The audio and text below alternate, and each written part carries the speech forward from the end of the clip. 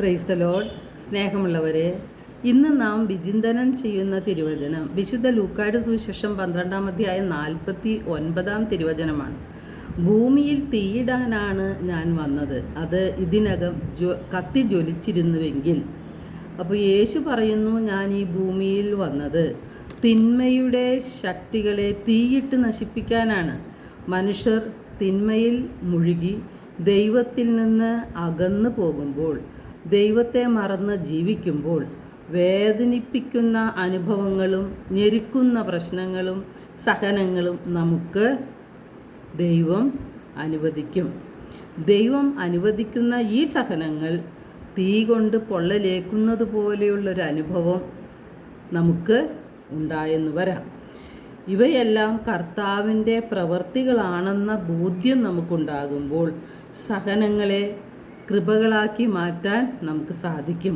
അപ്പോൾ നാം സഹനങ്ങളെ സ്നേഹിച്ച് തുടങ്ങും. സഹനങ്ങൾ ദൈവത്തിൻ്റെ സമ്മാനങ്ങളായിട്ട് നാം കാണും.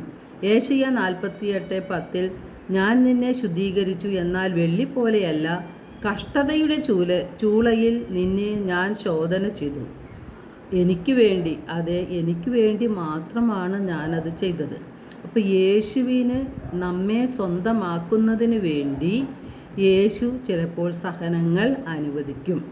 റോമ 8:28 തിരുവചനം പറയുന്നു, ദൈവത്തെ സ്നേഹിക്കുന്നവർക്ക്, അവിടുത്തെ പദ്ധതി അനുസരിച്ച് വിളിക്കപ്പെട്ടവർക്ക് സകലവും നന്മയ്ക്കായി പരിണമിപ്പിക്കുന്നു.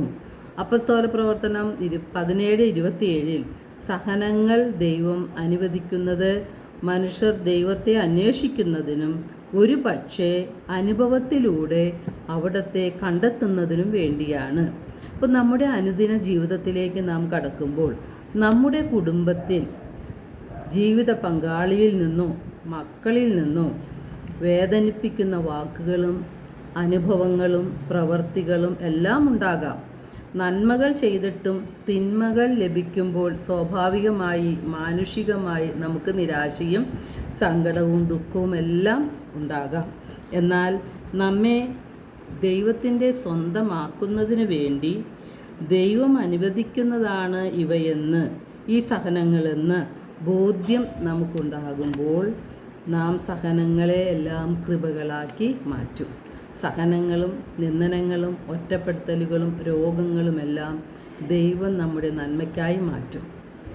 ഈ പ്രത്യാശയിൽ ജീവിക്കുവാൻ ദൈവം നമ്മെ ഓരോരുത്തരെയും സമൃദ്ധമായി അനുഗ്രഹിക്കും.